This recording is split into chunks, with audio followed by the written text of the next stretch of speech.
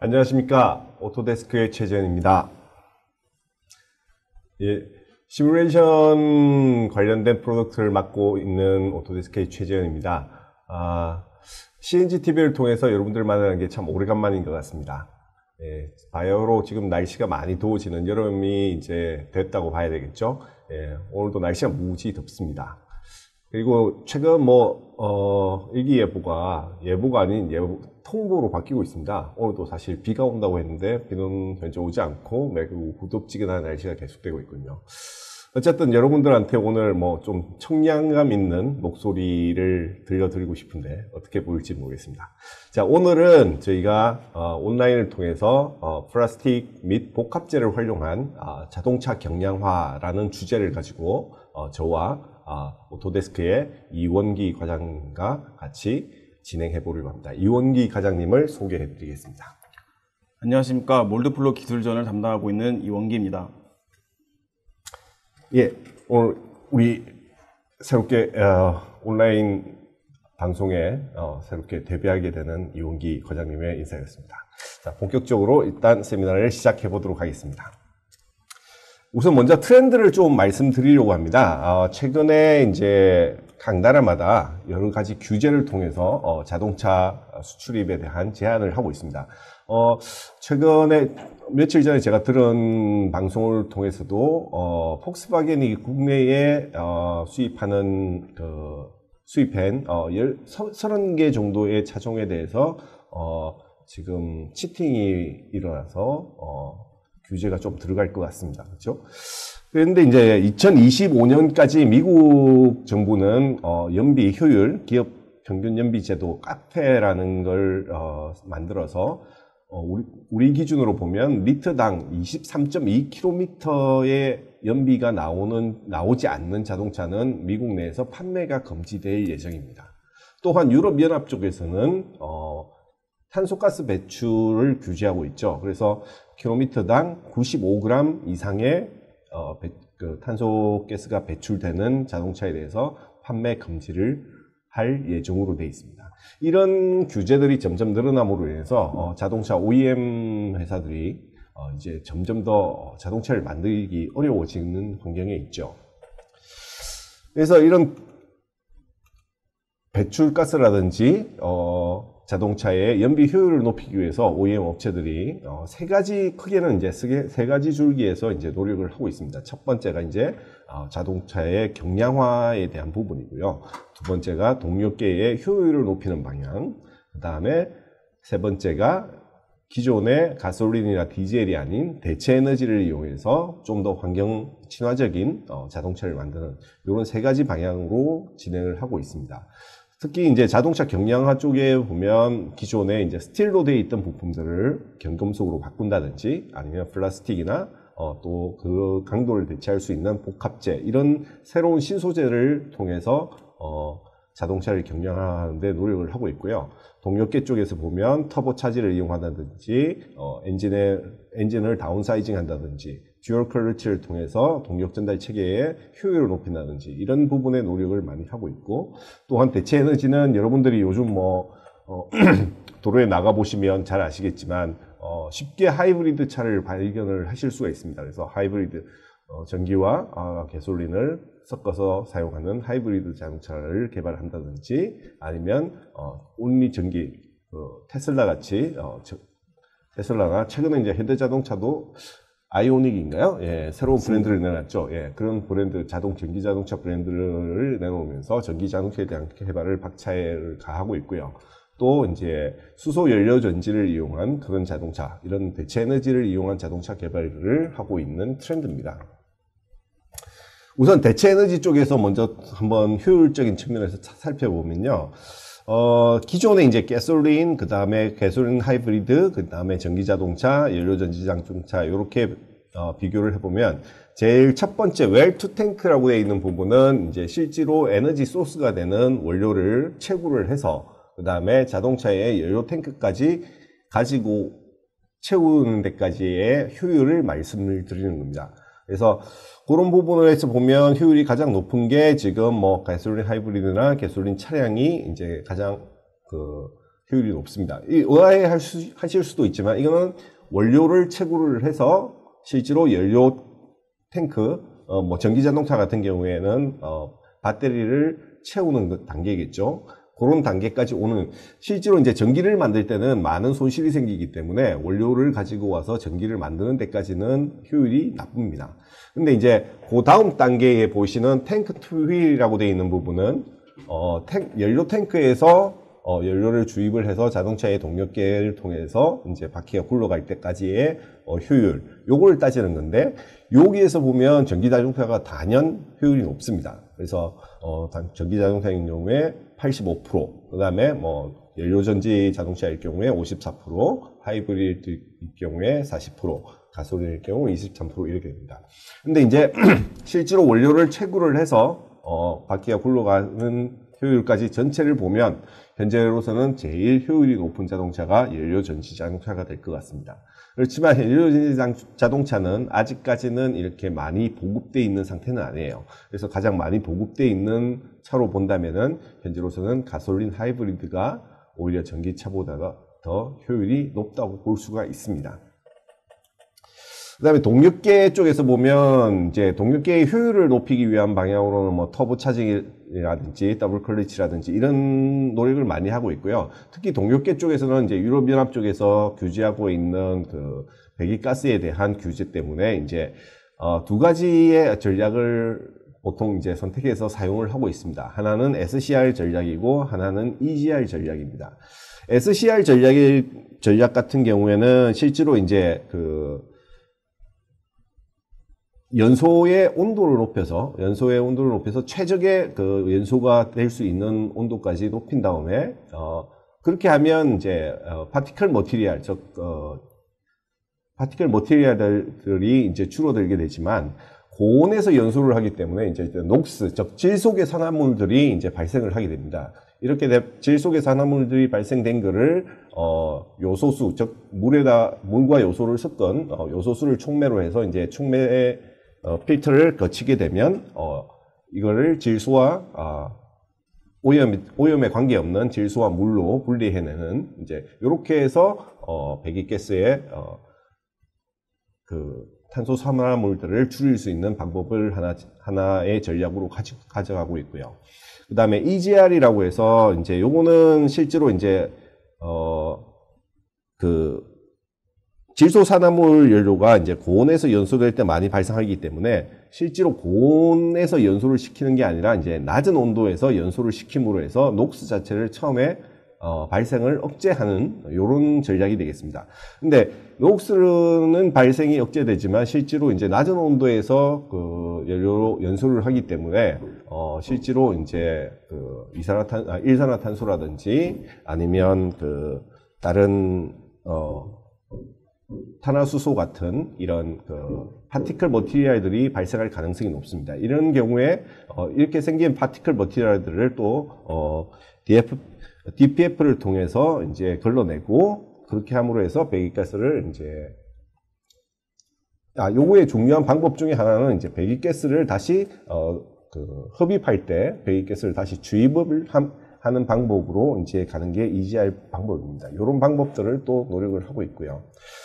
그 다음에 이제 차량 경량화 부분이 이제 차량의 연비를 높일 수 있는 가장 손쉬운 방법 중에 하나입니다. 그래서 일반적으로는 차량 중량이 한 10% 정도 감소를 하면 연료 효율이 6에서 7% 정도 감소를 하고 있고요. 이미 벌써 10년 전부터 많은 OEM 자동차 업체들이 무게를 줄이기 위해서 노력을 많이 하고 있습니다. 물론 이 데이터는 조금 된 데이터이긴 합니다만은 2011년 기준하고 2012년 기준을 보면 약 70kg 정도의 평균, 그러니까 전 세계 평균 자동차 중량을 봤을 때 약 1872kg에서 1803kg으로 약 70kg 정도가 1년 사이에 줄어들었고 그 이후에 지금까지 보면 오히려 줄어드는 속도가 더 가속화되고 있는 단계죠. 자, 이런 자동차의 경량화를 위해서는 기존에 쓰던 스틸 제품들을 플라스틱이라든지 복합재라든지 이런 제품으로 많이 바꾸고 있습니다. 그러면 지금부터는 이런 플라스틱 제품을 어떻게 적용을 하고 그다음에 플라스틱 제품을 적용함으로 해서 어떤 이점이 있는지 우리 오토데스크의 이원기 과장님을 통해서 한번 들어보도록 하겠습니다. 이거는 이 부분 좀 설명해 주시겠습니까? 예, 보시는 그림처럼 현재 플라스틱 부품은 전체 차량의 부피의 50% 이상 사용이 되고 있습니다. 하지만은 전체 중량의 약 10%만 차지하고 있죠. 즉, 이 얘기는 앞으로 더 플라스틱과 복합재를 활용해가지고 자동차 중량을 더 줄일 수 있는 여지가 아직 많이 남아있다는 것을 의미하기도 합니다. 그리고 현재 많은 자동차 회사들이 다양한 부품들을, 다양한 소재, 다양한 플라스틱 소재를 이용해가지고 이제 부품들을 생산을 하고 있는 상황이고요. 그 중에서도 PP라고 불리는 폴리프로필렌, 즉 대형품에 주로 적용되는 소재입니다. 범퍼나 그릴 루들은 주로 이 폴리프로필렌을 이용을 해서 생산을 진행하고 있고요. 그 외에도 내장재로서 폴리우레탄 또는 PVC를 사용하기도 합니다. 이 외에도 크롬 도금을 이용한 부품 같은 경우는 ABS 소재를 이용해서 사용을 하기도 하고요. 그리고 PC, 폴리카보네이트라고 불리죠. 그리고 나일론 소재를 이용해서도 많은 부분들을 생산을 하고 있는 시장입니다. 플라스틱으로 해서 하나가 아니군요. 플라스틱도 종류가 여러 개로 나뉘게 되는군요. 굉장히 다양한 종류가 있습니다. 그럼 다양한 종류가 있다는 얘기는 이제 그게 제조 방법도 다양하다는 말씀이겠네요. 그렇습니다. 네. 자, 이런 플라스틱 제품을 자동차에 이제 어떻게 적용할 수 있는지, 경량화를 위해서 어떻게 적용할 수 있는지 그 설계 패턴이라든가 루프라든가 그런 것들을 한번 좀 설명을 해주시겠습니까? 자동차 경량화를 할 수 있는 과정들을 한번 살펴보게 되면요. 먼저 자동차 경량을 할 부품들을 선정을 하게 됩니다. 그러면 그 선정한 그 부품을 기준으로 해가지고 전체적인 파워트레인을 다운사이즈를 할 수가 있게 되겠죠. 자동차가 가벼워지니까 좀 더 작은 엔진을 사용해도 된다, 이런 의미에서 이제 다운사이징이 가능해지는 거군요. 그렇게 이해하시면 되겠습니다. 그리고 그로 인해 가지고 여러 가지 부품들을 하나의 부품으로서 만들 수도 있게 되겠습니다. 즉 전체적인 부품 수를 줄일 수 있게 되겠죠. 그렇다 보면은 전체적으로 자동차가 중량이 더 줄어들 수 있게 되겠고, 이것은 또 다른 하나의 부분을 또 줄일 수 있는 기회가 생긴다고 말씀드릴 수가 있겠습니다. 그러면 이제 자동차의 어떤 특정 부분을 가볍게 만들므로 인해서 엔진을 다운사이징 할 수 있고, 엔진이 다운사이징 되면 그에 따른 부품들, 예를 들어서 연료 탱크라든지 오일팬이라든지 이런 것들도 따라서 또 줄어들 수 있을 거고, 그렇습니다. 또 거기에 이제 어떤 아까 말씀하셨듯이 부품들 간의 결합을 줄일 수 있는 부분이 생김으로 해서 이제 볼트라든지 이런 것도 더 줄어들 수 있을 거고, 그런 부분이 계속 이제 루핑을 통해서 또 다른 부분을 좀 더 가볍게 하면 이런 루프를 통해서 자동차 경량화를 시행하고 있는 거군요. 예, 맞습니다. 예, 그러면 아까도 말씀드렸듯이 이제 자동차 경량화를 하기 위해서는 플라스틱 종류도 이제 여러 개고, 또 이제 또 하나 중요한 소재가 이제 복합재 아니겠습니까? 네. 예, 그 부분은 어떤 것들이 또 있는지 한번 설명해 주시기 바랍니다. 지금 보시는 그림은 현재 사용되고 있는, 통용되고 있는 플라스틱 소재 또는 복합재에 대해서 도식화한 그림입니다.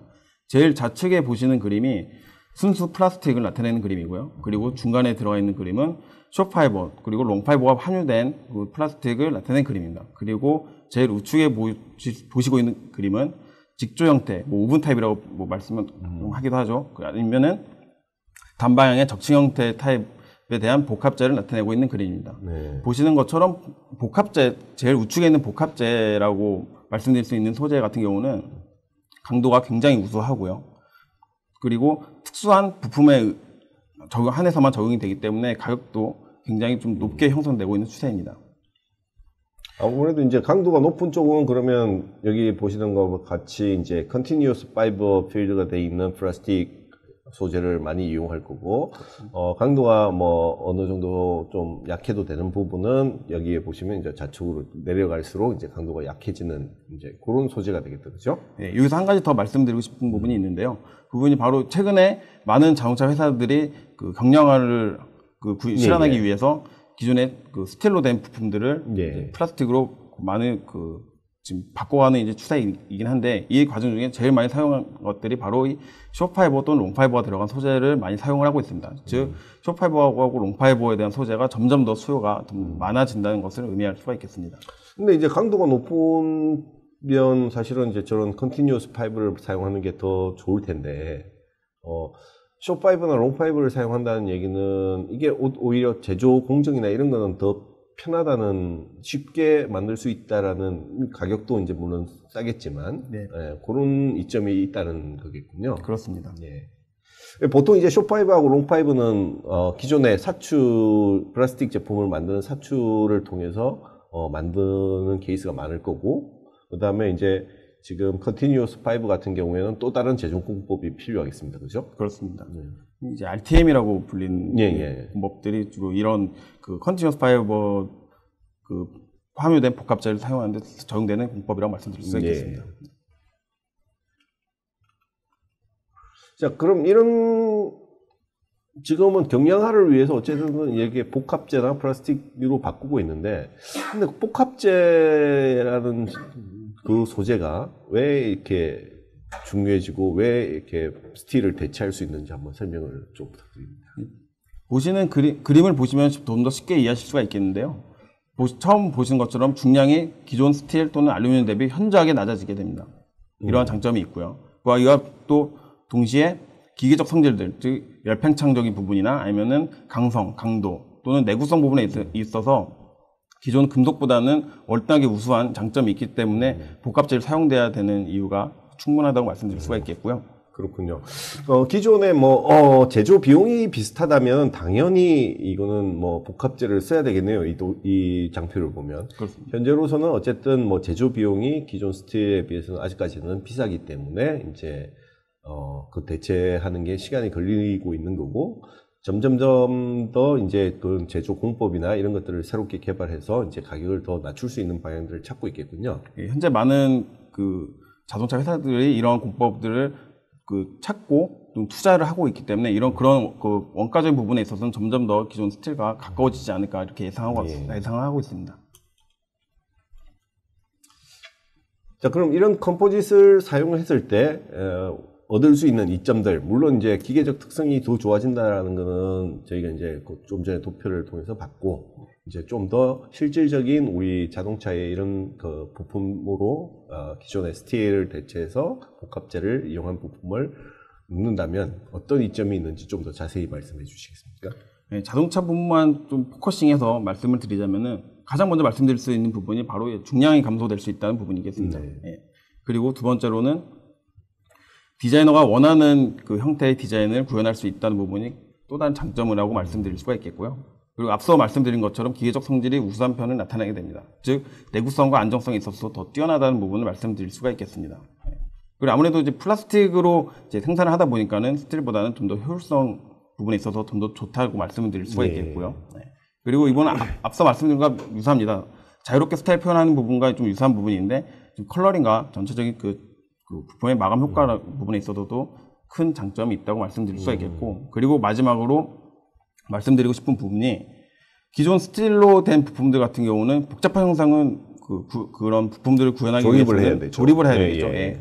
그렇지만은 플라스틱 같은 경우는 그런 것들을 하나의 공정으로서 하나의 금형으로서 충분히 구현을 할 수가 있습니다. 이런 부분에 있어서 공수를 줄일 수 있다는 부분에 가장 큰 이점이 있을 수가 있겠죠. 그건 상당히 큰 효과를 볼 수가 있죠, 사실은. 그렇습니다. 그래서 이 부분도 사실은 관과할 부분은 아닌 것 같아요. 자유롭게 스타일을 표현하고 그 다음에 컬러링이나 마감 효과, 이거는 실제로 이제 디자이너들 실제로 이제 그 생산이나 설계 쪽이 아니라 이제 자동차 자체를 디자인하는 사람들한테도 좀 더 메리트 있는 디자인을 가져갈 수 있는 포인트가 될 수 있겠습니다. 그렇죠? 그렇습니다. 자, 그럼 이런 복합재들을 지금 OEM 업체들은 어떤 파트에 이미 적용을 하고 있고 또 이제 적용할 계획을 가지고 있는지 한번 설명을 해주시겠어요? 네, 현재로는 그냥 순수 플라스틱만으로 말씀을 드리자면 기존에 이제 범퍼나 아니면은 뭐 이제 후드 내부에 들어있는 뭐 내부 부품들 그리고 인테리어 부품들 같은 경우는 현재 플라스틱으로 적용이 되고 있는, 그렇죠. 있는 상황이고요. 뭐 대시보드 같은 것도 다 플라스틱이죠. 그렇습니다. 예. 그리고 그와 더 연장선에서 말씀드리자면은 팬더나 도어 또는 후드 같은 부분도 현재는 플라스틱이 아닌 복합재로서 컨티뉴어스 복합재로서 점점 그 사용을 점점 늘려가고 있는 추세입니다. 뭐 이렇게 가다 보면 자동차 전체가 플라스틱 제품으로 만들어지는 날도 언젠가는 오지 않을까요? 네. 그렇게 생각이 드는군요. 예, 생각보다 많은 부품들이 지금 플라스틱 혹은 복합재를 이용해서 경량화를 하는 추세로 가고 있습니다.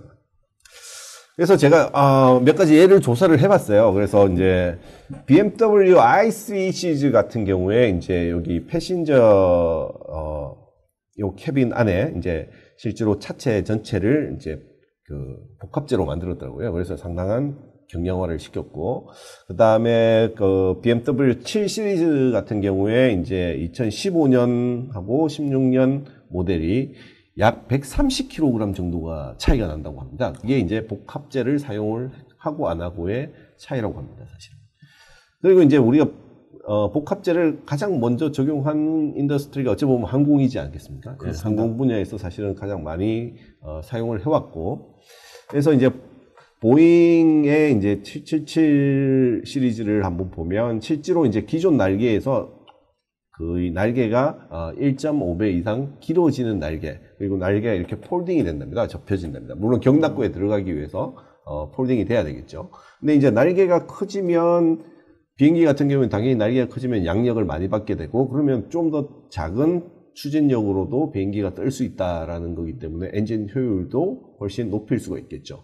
예, 그런 부분에 있어서 이제 실제로 스틸을 대체해서 복합재로 만드니 훨씬 더 큰 날개를 이용해서 에너지를 절감할 수 있는 비행기를 만들 수 있었다. 이런 예들이 제가 신문에서 찾아서 이제 한번 올려놔봤고요. 네, 이 시점에서 이제 여러분들에게 이제 질문을 하나 던지고 싶습니다. 여러분들이 이제 설계하는 부분에 있어서 이런 플라스틱하고 복합재를 이용해서 중량을 줄일 가능성이 있는지 고민을 하고 계십니까? 네, 그런 부분에 대해서 이제 좀 힌트를 드리고자 합니다. 자, 이런 복합재나 플라스틱을 이용해서 경량화하고자 할 때 이제 고려해야 될 점이 있을 것 같습니다. 그런 부분이 어떤 게 있는지 한번 설명해 주시겠습니까?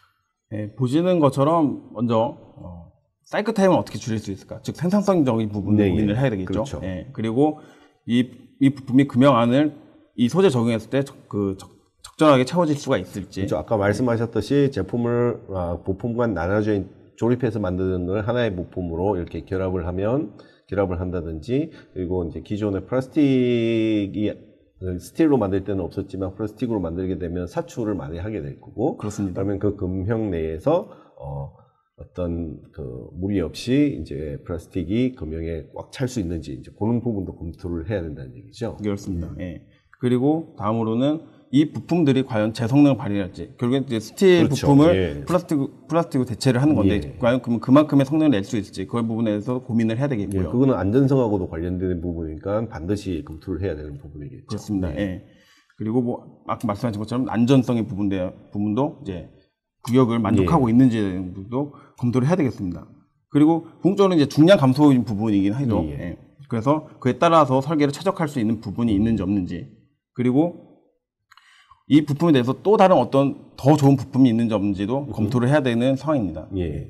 그리고 뭐 다른 소재를 적용하는 것도 중요하긴 하겠지만은 또 다른 제조 공법 부분에 있어서 더 검토를 해야 되는 부분이고요. 그리고 이 어떤 그런 재료나 아니면 새로운 이제 공법을 적용했을 때 이런 파손 형태들은 과연 어떤 식으로 경로를 나타내게 되는지, 그렇죠. 이런 부분도 고민을 해야 돼요. 사실은 이제 복합재라는 것이 이제 우리가 뭐 단순히 복합재라고 얘기하지만 복합재는 아주 다양하지 않습니까? 사실 그렇죠? 네. 아까 말씀드렸던 뭐 숏 파이브, 롱 파이브, 뭐 컨티뉴어스 파이브 뭐 이런 식으로는 나누겠지만 그 파이브 종류에 따라서 또 달라질 거고 그 파이브의 넘력 함량에 따라서 또 달라질 거고, 그렇습니다. 그리고 그 파이브를 감싸는 매트릭스의 소재에 따라서 또 달라질 거고. 그렇습니다. 예. 이 원래 이제 이런 복합재들을 우리가 텔로드 머티리얼, 즉 설계 가능한 소재라고 말을 하고 있어서 사실은 이제 꼭 필요한 강도, 필요한 기계적 특성을 가지는 소재로 우리가 소재를 설계를 할 수가 있는 부분입니다. 그래서 다른 소재를 더 찾을 수 있다는 부분은 복합재를 이용할 경우에 소재 자체를 설계를 할 수도 있다, 이런 의미도 포함이 되어 있는 것 같습니다. 네, 그렇습니다. 자, 그러면 이런 복합재는 사실은 기계적 특성이 기존의 스틸이나 혹은 기존의 플라스틱, 파이브가 안 들어가 있는 기존의 플라스틱 이런 것과는 다른 기계적 특성을 가지기 때문에 이런 다른 기계적 특성을 가진 소재를 가지고 이제 어떤 그 실제로 테스트를 해본다든지 이렇게 하려면 아까 말씀하셨듯이 이제 예를 들어서 복합재가 일반 플라스틱이나 이런 것보다는 가격이 비싸기 때문에 이거를 계속 만들어서 테스트하기에는 아무래도 비용적인 측면에서 무리가 있겠습니다. 그렇죠? 그렇습니다. 예. 그렇다면 이제 시뮬레이션이 이런 가상 공간에서 그런 테스트를 대신해 줄 수 있다면 상당히 큰 효과가 있을 것 같은데 그렇게 하는 부분이 가능할까요? 뭐 완전히 대체를 할 수는 없는 건 사실 현실입니다. 그렇죠. 하지만은 그 테스트하는 횟수를 현저하게 줄일 수 있는 그런 장점이 이 해석을 통해서 그런 장점을 얻을 수가 있고요. 실제로 해석을 통해서 어떠하게 그 도움을 줄 수 있는지 살펴보자면 먼저 설계 초기 단계에서부터 어떤 그 제품에 대한 설계 부분을 최적화하는 데 큰 도움이 되겠습니다. 그 사전에 이런 그 나올 수 있는 품질 문제들을 예측을 할 수 있다는 부분을 말씀드릴 수가 있겠습니다. 그렇죠. 설계 초기 단계에서 어떤 소재를 사용할 거냐 이것도 이제 검토가 가능할 거고 그 소재를 사용했을 때 어떤 디자인으로 갈 거냐 그리고 아까 말씀하셨듯이 부품 간의 결합이 가능하기 때문에 이걸 결합했을 때에 문제가 생길지 안 생길지 이런 것들을 설계 초기 단계에서 시뮬레이션을 통해서 검증해 볼 수가 있겠군요. 그렇습니다. 그리고 그 궁극적으로 이제 플라스틱 부품으로 그 생산을 하게 된다면은 그러면 금형이라는 것이 사전에 제작이 돼야 되는데 이 금형 비용도 만만치가 않습니다. 즉 금형을 가공하기 전에 미리 금형에 대한 부분도 최적화할 그 해석을 통해서 최적화할 수가 있겠고요. 그리고 뭐 앞서 말씀드린 것처럼 사전에 그 품질 문제를 예측을 해가지고 이것들을 개선할 수가 있게 되겠습니다. 이런 것들은 기존의 이제 사출 성형 해석을 통해서 이제 하던 것들이었죠. 사실 그렇습니다. 플라스틱 제품을. 근데 이제 스틸 제품을 이렇게 플라스틱 제품이나 복합재로 변경될 경우에 이런 거를 바로 시뮬레이션에서 검토할 수 있다. 그리고 여러 가지 다양한 제조 공법들이 있는데 이런 것들도 그 동시에 검토를 할 수 있게 되겠고요.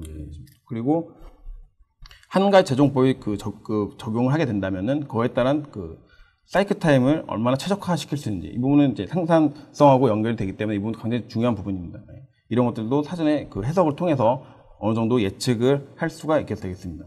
그리고 마지막으로는 부품에 대한 어떤 파손에 대한 어떤 것들을 해석을 통해서도 충분히 우리가 시각적으로 쉽게 확인할 수가 있게 되겠습니다. 특히 이제 복합재 같은 경우에는 실제로 이제 파손이 일어나더라도 부품의 수명이 다한 게 아니다. 그렇습니다. 라고 하고 있기 때문에 실제로 복합재 같은 경우에 파손이 일어나더라도 그 파손이 진전되는 데까지는 또 시간이 더 걸리게 되고 그래서 이런 파손 자체가 어떻게 일어나는지 그런 것들을 시뮬레이션을 통해서 검증할 필요가 있겠군요. 그렇습니다. 자, 이런 시뮬레이션을 이제 오토데스크는 다양한 범위에서 이제 여러 가지 솔루션들을 제공을 하고 있습니다. 크게는 이제 두 파트로 나눠서 저희는 이제 업프론트 디자인이라는 부분, 그 다음에 하나는 어드밴스드 머티리얼이라는 부분으로 제공을 하고 있습니다. 업프론트 디자인이라는 것은 여러분들이 설계 초기 단계에서 여러분들이 가지고 있는 혹은 여러분들이 컨셉 속에 들어있는 그런 옵션들을 검증을 해서 어느 게 최적의 옵션이 될지 설계 최적화를 하는 부분에 있어서 사용하는 툴로 저희가 유동해석 쪽에 이제 CFD라든지 플로우 디자인이라든지 그 다음에 주로 건축 쪽 구조물에 대해서는 로부스트 스트럭처라는 솔루션을 또 제공을 하고 있고요.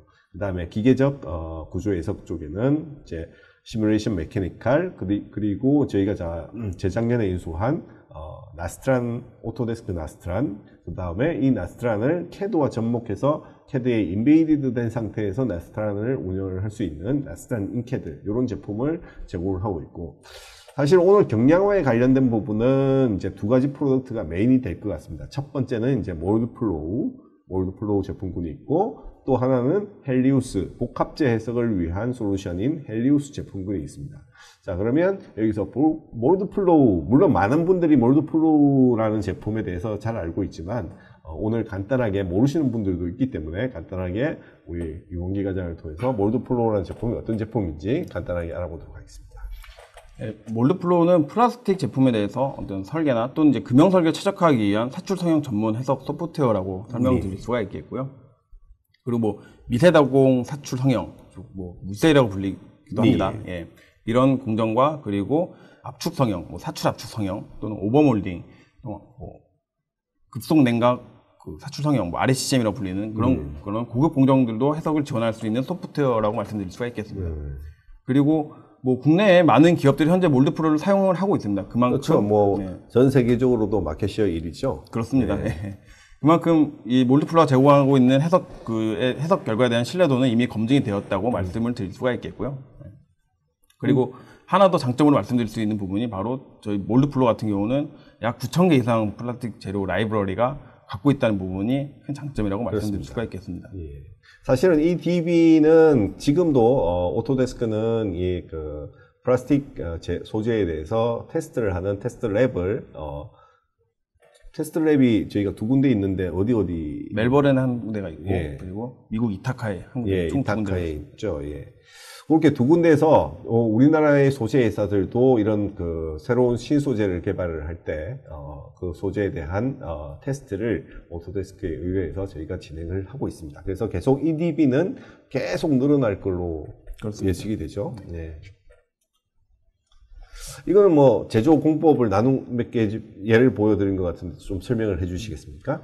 제일 좌측에 보시는 그 그림은 그러니까 일반적으로 사출하는 그 부품에 대한 어떤 그런 공법이라고 말씀드릴 수 있겠습니다. 자동차 대시보드인 것 같습니다. 그렇습니다. 뭐 대시보드뿐만 아니라 뭐 범퍼, 그릴, 뭐 도어 트림 다 보시는 이런 그 좌측에 있는 형태로서 그 사출을 그 성형 진행을 하고 있고요. 이런 것들을 이제 해석적으로 이제 확인할 수가 있겠습니다.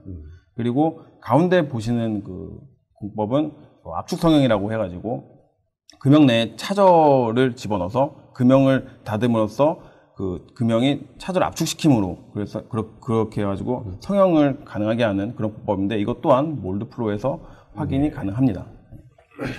그리고 마지막 그 제일 우측에 보이시는 이 그림은 그 기존 복합재, 그러니까 컨티뉴어스 파이버로 적용된 그 복합재 같은 경우는 그 제작하는 데 있어서 어떤 부분에 복잡한 형상을 구하는 데 좀 한계가 있는 것은 사실입니다. 그러니까 이런 부분을 오버몰딩 타입으로서 이런 복합재를 인서트로 활용을 해가지고 오버몰딩 타입으로서 이런 복잡한 형상도 구현할 수 있는 생산 공정도 있는데 이것 또한 몰드 프로 안에서 충분히 확인이 가능합니다. 예, 지금 이 오버몰딩으로 만든 제품 같은 경우에는 실제로 이제 셔파이버가 들어가는 제품이라 그러면 별 문제가 없을 것 같은데 롱파이버로 강도를 가지는 외곽이 필요하다 그러면 지금 제가 보기에는 외곽 쪽은 이제 컨티뉴어스 파이버가 들어가 있는 이제 아까 말씀드렸던 RTM이라든지 그렇죠. 아니면 SCM이라든지 이런 방법을 통해서 만들어진 복합재에다가 실제로 내부에 플라스틱 사출을 또 해서 결합을 한 이런 형태가 이제 오버몰딩으로 제작하는 방법이 되겠군요. 그렇습니다. 예. 자, 그러면 두 번째가 이제 중요한 프로덕트가 이제 복합재 해석에서 중요한 프로덕트가 헬리우스 PFA입니다. 아까 말씀드렸듯이 자동차 경량화를 위해서는 이제 플라스틱 제품을 사용을 하거나 혹은 이제 복합재를 사용을 하게 되는데 이런 복합재를 사용하면 기계적 특성이 다르게 되고 그렇게 됨으로 해서 기존에 여러분들이 하셨던 구조 해석과는 또 다른 레벨의 구조 해석이 필요하게 됩니다. 헬리우스 PFA는 여러분들이 기존에 사용하고 계셨던 아바쿠스라든지 엔시스라든지 나스트라나라든지 이런 구조 해석 솔버를 복합재에 특화된 솔버로 만들어주는 기능을 가지고 있습니다. 이 얘기는 무슨 얘기냐면 헬리우스 PFA는 실제로 이제 단독 제품으로 제공되는 게 아니라 기존의 아바쿠스, 엔시스, 나스트란의 서브루틴으로 제공이 됩니다. 이 서브루틴은 언제 가동이 되냐면 실제로 이제 복합재 해석을 하게 되면 안에 파이버와 그 다음에 그걸 둘러싸고 있는 매트릭스 이걸 마이크로 레벨에서 내려서 마이크로 레벨에서 그 데미지를 따로 계산을 해야 됩니다. 이 마이크로 레벨에서 그 데미지를 따로 계산을 하고 다시 구조 해석 솔버한테 그 데미지를 전달을 해서 변형 계산을 하고 이거를 계속 반복해서 할 수 있는 역할을 해주는 게 헬리우스 PFA 제품이라고 할 수 있습니다. 그래서 보다 사실적인 실질적으로 여러분들이 그냥 사실 아바쿠스나 엔시스, 나스트란 이런 제품에도 그 복합재 모듈이 있습니다. 이 복합재 모듈은 솔버 레벨에서 솔빙을 하기 위한 레벨들이 아니고 실제로 이제 그 레이어별로 다르게 보통 이제 복합재는 적층을 해서 만들기 때문에 이 레이어별로 그 머티리얼 특성을 다르게 넣어줄 수 있는 즉 복합재 모델러라고 할 수가 있습니다. 그러나 헬리우스 PFA는 이 모델러가 아니고 실제로 그렇게 모델러에서 주어져 있는 머티리얼 특성을 가지고 마이크로 레벨로 내려가서 5와 매트릭스를 분리해서 그거의 데미지를 계산을 하고 그 데미지를 전체 구조물에 다시 적용을 해서 보다 사실적인 데미지를 고려한 비선형 해석을 할 수 있도록 만들어주는 솔루션이라고 할 수 있을 것 같습니다.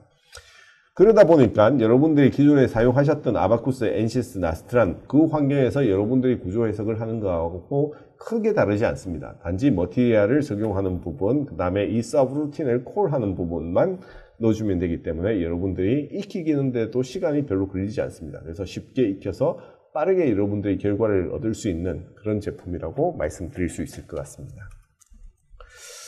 아무래도 이제 엔시스라든지 아바쿠스라든지 이런 구조 해석 프로그램하고 연결을 해야 되기 때문에 당연히 이제 개방성을 가져야 되고요. 그리고 여러분들이 해석한 결과를 바로 어떤 문제가 있는지 바로 알아챌 수 있도록 직관적인 데이터 결과를 또 제공해주고 있고, 이 솔버는 또한 아주 로부스트하게, 즉 안정적으로 솔빙이 되도록 디자인이 되어 있고, 솔빙 속도도 빠르게 하기 위해서 계속 저희가 노력 중에 있습니다.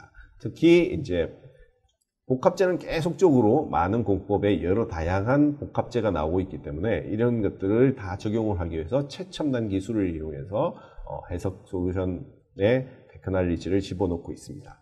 이미 1000여 개 이상의 저희 커스터머들이 이 헬리오스 PFA를 이용해서 많은 결과를 얻고 있는 상태고요.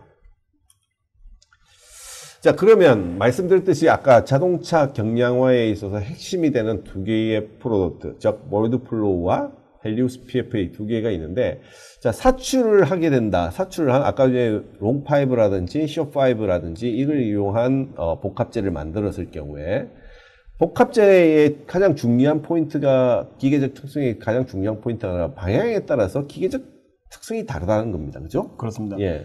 그러면 이렇게 기계적 특성이 다르게 되면 이 기계적 특성이 다른 놈을 적용을 하기 위해서는 제가 알고 있기로는 몰드플로우에서 그 5의 방향을 예측할 수 있는 배양성 데이터를 해석해 주는 걸로 알고 있습니다. 그러면 그 데이터를 다시 헬리오스가 가지고 와서 복합제 해석, 방향에 맞는 머티리얼을 적용을 해서 복합제 해석을 할 수 있는 프로세스가 만들어져야 되는데, 그렇습니다. 그 프로세스를 한번 설명을 해 주시겠어요? 어떻게 그렇게 할 수 있는지? 예, 지금 보시는 그림을 이용해서 제가 설명을 드리도록 하겠습니다. 지금 보시는 그림은 그 컨티뉴어스 파이버가 아닌, 그러니까 숏 파이버하고 롱 파이버가 들어간 예, 재료에 그렇죠. 대해서만 이제 말씀을 드리는 부분이고요. 한 가지 예로 드리는 것이 지금 보시는 것처럼 ATV의 그 휀다 부품을 하나 예로 말씀을 드리도록 하겠습니다. 예. 이 부품을 기존에 이제 스틸로 만들었던 부품을 플라스틱 파이버가 들어간 플라스틱으로 대체를 하게 된다면은, 기존 같은 경우는 그 사출성 해석대로 진행을 했었고, 그리고 구조 해석은 구조 해석대로 진행을 했었습니다. 많은 사람들이 사실은 이제 복합제를 이제 등가에 이제 등방성 데이터를 가정을 하고 해석을 했습니다만은 많이 안 맞았잖아요. 네, 많이 안 맞았죠. 예. 예. 즉, 그 사출 성형을 통해서 얻을 수 있는 특징들이 있습니다. 플라스틱에 대한 특징. 아까 말씀하신 것처럼 파이버 배양이 어떻게 되느냐에 따라 가지고 기적성들이 다 달라지는 이방성적인 그 성질들은 나타나게 되는데, 실제로 그런 것들이 구조 해석할 때 적절히 반영이 되지가 않았었습니다. 예. 하지만은 헬리오스를 이용을 하면은 이런 사출 성형 해석을 통해서 얻을 수 있는 결과들, 즉 파이버 오리엔테이션 결과와 그다음에 뭐 잔류 변형에 대한 결과, 그리고 이와 더불어서 파이버 배양이 어떻게 됐냐에 따라서 그 해당 재료의 그 스트레스 스트레인 커브들이 다 다르게 나타나게 되는데요. 특히 이제 0도, 뭐 90도, 45도에 대한 스트레스 스트레인 커브에 대한 데이터들도 같이 이 구조 해석 진행할 때 입히게 된다면은 좀 더 그로 인해 그 해당 데이터를 이용해서 구조 해석을 진행하게 된다면 좀 더 현실과 가까운 결과를 얻으실 수가 있다고 말씀드릴 수가 있겠습니다. 이 프로세스를 보면 결국 이제 몰드플로우하고 이제 구조 해석이, 몰드플로우의 사출 성형 해석하고 구조 해석이 원래 이제 따로 이렇게 진행하던 부분을 연계를 한다. 그렇습니다. 이 연계하는 부분은 결국에는 몰드플로우에서 배양성 데이터를, 파이버의 방향을 결정하는 배양성 데이터를 가지고 와서 구조에 그거를 구조 해석하는 모델에 매핑을 해주고 그거를 거기에 그 방향에 따라서 다른 머티리얼 프로퍼티를 적용을 해서 해석을 할 수 있도록 한다라는 프로세스로 보입니다. 그렇습니다. 자, 그럼 이거를 어떻게 할 수 있는지 좀 더 구체적으로 한번 보여주시겠어요? 이어서 동영상을 통해서 좀 더 설명드리도록 하겠습니다. 지금 보시는 그 제품은 오일팬 제품이고요. 여기에 열응력을 하중을 적용했을 때 어떻게 나타내는지에 대한 부분입니다.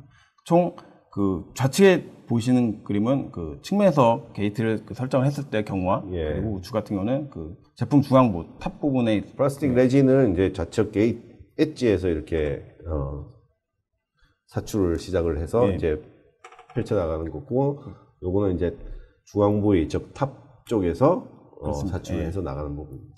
지금 보시는 것처럼 파이버 배양 결과가 그 게이트 다르군요. 위치를 어떻게 설정하냐에 따라서 다르게 나타나는 걸 볼 수 있겠고, 탑 게이트 같은 경우는 이제 게이트 기준으로 방사형으로 나타나게 되는 것을 볼 수가 있겠고, 측면 엣지 게이트로 적용했을 경우에는 한 방향으로 주로 배양이 된다는 것을 몰드 프로를 통해서 이러한 결과를 확인을 할 수가 있습니다. 이 말은 결국에는 똑같은 형태를 가지는 제품이지만 어느 방향에서 사출했냐에 따라서 뭐 기계 특성이 완전히 달라질 수 있다는 그런 의미입니다. 그렇습니다. 게이트 위치에 따라서 이런 배양 결과가 바뀌기 때문에 지금 좀 설명을 해주셔야 될 것 같아요. 그리고 그 일반적으로 플라스틱, 파이버가 들어간 플라스틱 같은 경우는 그 직교 이방성 대한 그 성질을 나타내게 되겠고, 그러나 이러한 그 사출성 해석 결과를 이용을 해서 헬리오스를 거쳐서 구조 해석을 진행했을 경우 보시는 것처럼 그 변형에 대한 패턴이 다른 것을 볼 수가 있겠습니다. 이 중에서 제일 우측에 보시는 그림은 사출성 해석 결과를 이용하지 않은 등방성으로 가정을 했을 경우에 했던 결과이라고 말씀을 드릴 수가 있겠고, 보시는 것처럼 변형 결과가 다르다는 것을 확인할 수가 있겠습니다. 그리고 이와 더불어서 변형뿐만 아니라 이 응력에 대한 부분 결과도 현저하게 다르다는 것을 볼 수가 있겠는데요. 또 어느 사출이 어느 방향에서 됐느냐에 따라서 응력 부위도 전혀 다른 곳에서 나타나는군요. 그렇습니다. 여기서 이제 강조드리고 싶은 말씀이 바로 이 사출성 해석 결과를 반영하지 않았을 경우에는 전혀 엉뚱한 결과가 나타난다는 것을 볼 수가 있겠습니다. 그렇죠. 즉 사출성형 그 파이버 배양 결과라든지 그러한 결과들을 이용을 해야지만은 좀 더 현실 가까운 부품을 그 결과를 얻을 수가 있다는 것을 말씀드릴 수가 있겠고, 그리고 보시는 것처럼 지금 이것은 그 아바쿠스 순수 구조 해석을 통해서 얻을 수 있는 결과가 아니라 헬리오스를 거쳐서 얻을 수 있는 결과인데, 이것은 파이버를 제외한 베이스 레진에 대한 어떤 그 스트레스 응력 매트릭스의 스트레스를 그렇죠. 응력 부파 어떻게 되는 결과를 나타내는 거고요. 그리고 이것은 그런 그 매트릭스에 대한 그 변형률 결과를 나타내 주는 것입니다. 그 말은 결국 헬리오스 PFA를 이용하면 이제 마이크로 레벨에서 매트릭스와 파이버를 분리해서 데미지를 계산을 한다는 거죠. 이런 의미가 되겠고, 그렇게 이해하시면 되겠습니다. 이거는 이제 실제로 이제 파이브가 들어간 파이브를 이제 그 게이트 위치가 다르게 한 거하고, 그리고 이제 등방성으로 가정했을 때에 어떤 차이가 있는지 이걸 보여준 거고요. 실질적인 프로세스에 대한 부분도 한번 얘기해 주시겠어요? 이렇게 몰드 플로우를 이용을 해가지고 이런 그 패턴, 그 충전 결과를 확인할 수가 있겠고요. 요거는 그에 따른 파이버 배양 결과 또한 확인할 수가 있겠습니다. 내부의 파이버들이 어떻게 방향을 가지고 있는지 알 수 있는 배양성 결과이군요. 네, 그렇습니다. 뭐 이것도 앞서 말씀드린 것처럼 이런 파이버가 들어간 그 소재를 적용하게 되면은 탄성 개수라든지 부하 성비, 그리고 열팽창 개수들이 각각 다 이방성적인 성질들을 나타내게 되겠고요. 이런 것들을 이용을 해야 된다는 부분이고, 지금 보시는 이 그림은 헬리오스 PFA가 제공하고 있는 그 기능 중에 하나인 그 매핑하는 기능입니다. 즉, 그 어드밴스드 머티리얼 익스체인지라고 불리고 있는데요. 줄여서 AM이라고 불리고 있긴 합니다. 이 기능을 통해서 그 사출성 해석 결과를 구조에서 그 메쉬에다가 매핑하는 그런 그 소프트 그 하나의 툴이라고 볼 수가 있겠고, 그리고 사전에 말씀드린 것처럼 그 해당 재료에 대한 그 0도, 90도, 45도 파이버 배양에 따른 그 스트레스 스트레인 커브 데이터를 이렇게 넣어줘야지 기성 영역까지도 해석이 가능합니다. 결국에는 좌측이 지금 그러면 구조 해석 모델이고 우측이 몰드 플로우 모델을 두 개를 같이 불러와서 이제 배양성 데이터를, 이게 왜 매핑이 필요한 건가요, 근데? 이제 매핑을 하지 않고 기존의 그 몰드 플로우 있는 그것을 그대로 사용하게 된다면 그 메시를 그대로 그 몰드 플로우 있는 메시를 그대로 사용하게 된다는 것을 말씀드릴 수 있겠고, 그렇다 보면은 몰드 플로우 메시는 상당히 많은 양의 메시를 갖고 있습니다. 그럼 즉 그런 것들은 실제 아바쿠스나 또는 엔시스에서 그 해당 메시를 불러 들어오는 것만으로도 상당한 시간 소요가 되겠고요. 그리고 실제로 메시 자체의 형상도 조금 다르잖아요. 그렇습니다. 네. 예. 즉 이 부분은 그 아바쿠스 또는 그 엔시스 제공하는 어떤 메시도 다 지원한다는 의미로 네. 이해하시면 또 되겠습니다.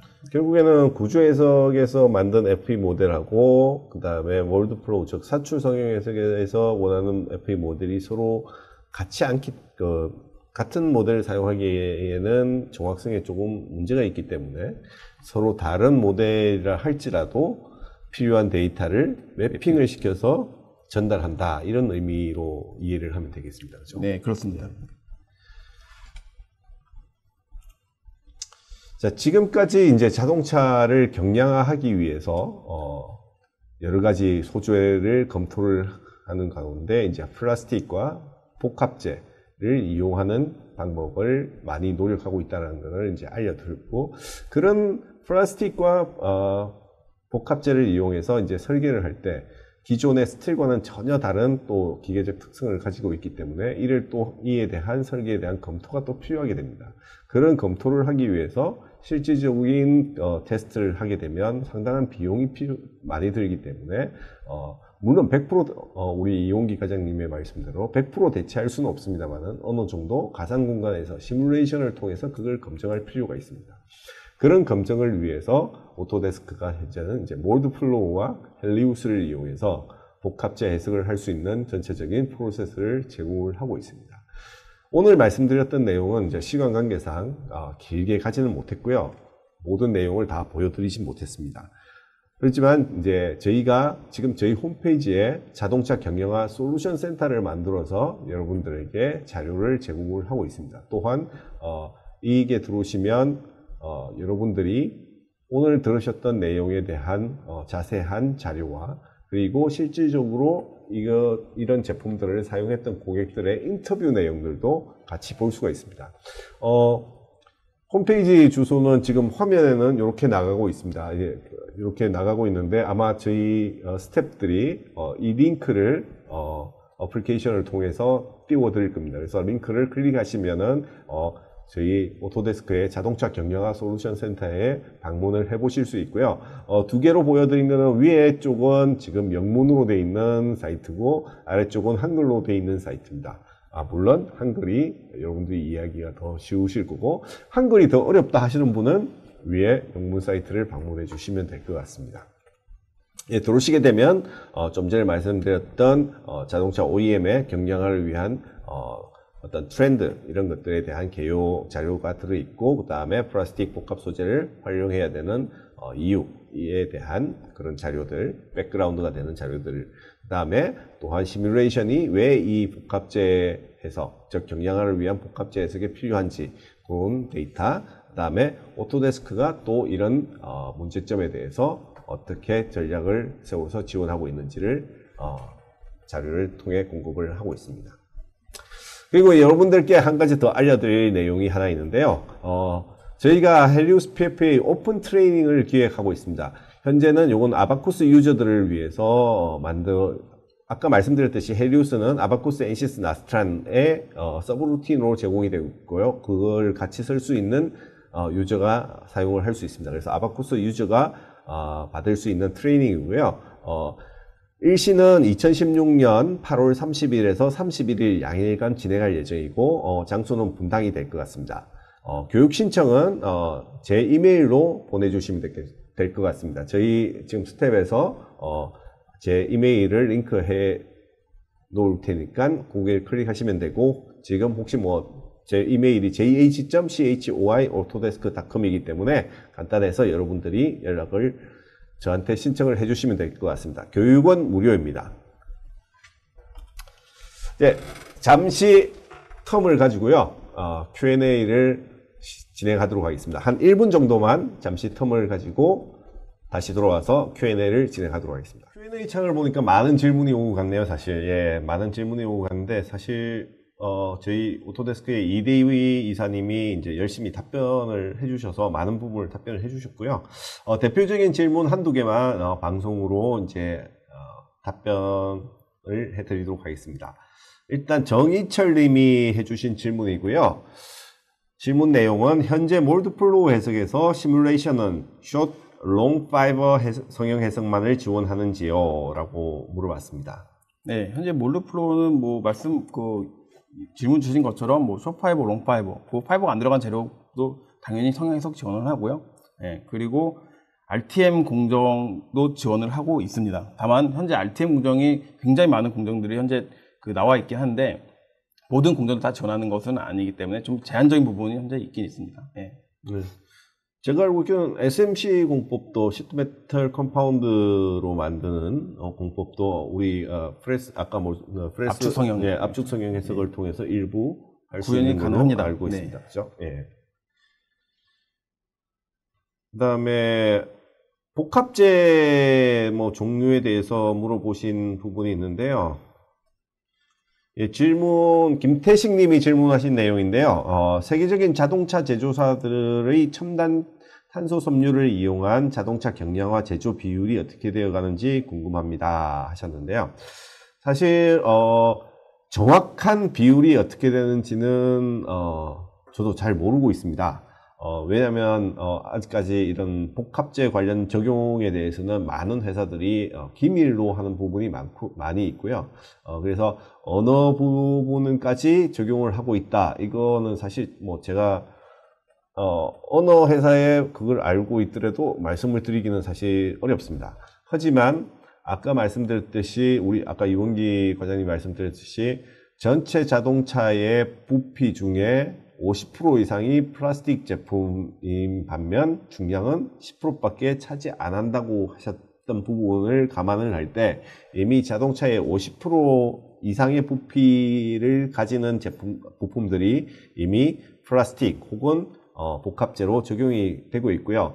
특히 이제 첨단 탄소 섬유를 이용한 복합재가 적용되는 부분은 독일 쪽 자동차 업계에서는 이미 몇몇 포커싱이 된 모델에 대해서 상당한 부분을 70% 이상을 복합재를 이용해서 만든 자동차도 있다라는 얘기를 들었고요. 국내뿐만이 아니라 미국, 일본 OEM 자동차 업체들이 여기에 대해서 지금 현재 많은 연구와 그리고 많은 부품을 기존 스틸에서 복합재 소재로 바꾸고 있다. 이런 정도만 말씀을 드리도록 하겠습니다. 질문이 너무 많으셔서 시간 관계상 다 대답해 드리진 못하고요. 나머지 질문은 저희가 다시 검토를 해서 저희가 대답할 수 있는 질문에 대해서는 답변을 달려서 다시 공유해 드리도록 하겠습니다. 뭐 짧으면 짧고 길면 긴 시간, 1시간 동안 여러분들을 이렇게 만나게 돼서 반가웠고요. 저희가 뭐 대담을 나누면서 이렇게 자동차 경영화에 대해서 짧게나마 얘기를 해봤습니다. 혹시 여러분들이 더 좋은 내용, 그 다음에 뭐 더 깊은 아이디어가 있으시다면 저희 쪽에 메일을 주시면 다음번 세미나나 혹은 또 다른 오프라인 세미나를 통해서 여러분들에게 더 좋은 내용을 가지고 찾아뵙도록 하겠습니다. 1시간 동안 저희 내용 들어주셔서 감사드립니다. 이상으로 오늘의 온라인 세미나를 마치도록 하겠습니다. 감사합니다.